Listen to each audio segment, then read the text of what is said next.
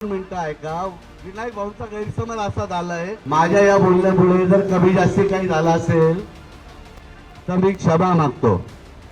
ठाकरे बंधूंच्या संभाव्य युतीच्या पार्श्वभूमीवर नाशिकमध्ये मनसे आणि ठाकरे गटाचे पदाधिकारी एकत्र आले होते.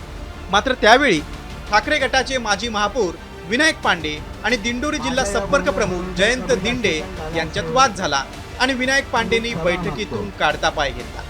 आगामी महापालिका निवडणुकीसंदर्भात दोन्ही पक्ष एकत्र येत असतानाच पदाधिकाऱ्यांच्या समोरच घडलेल्या या घटनेनं ठाकरे गटातील अंतर्गत वाद चव्हाट्यावर आलाय.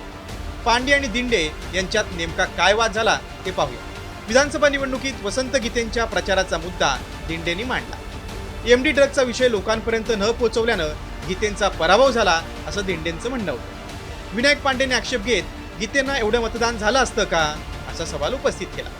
पांडे आणि दिंडे यांच्यात यावेळी शाब्दिक बाचाबाची झाली.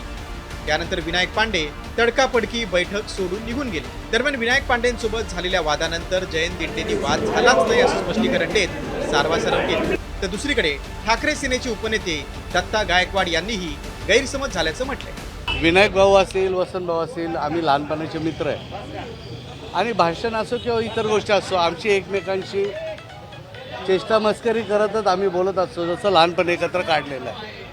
परंतु तुम्ही म्हणता बा काही वादविवाद झाला, असा काही वादविवाद झालेला नाही आहे.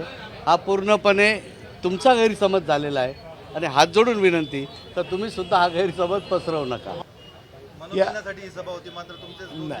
अजिबात नाही, काहीतरी गैरसमज झालेला आहे असं मला नाही जाणवत का असं काही वाद झाला वगैरे वगैरे असं काही नाही. दोघंही निष्ठावान शिवसैनिक आहे, असा कुठलाही वाद झाला नाही तर मिटिंग संपली असती ना. त्यानंतर मिटिंग चालूच होती, असं काही झालेलं नाही. किरकोळ झालेलं आहे. त्याला एक जण थांबलं, एक जण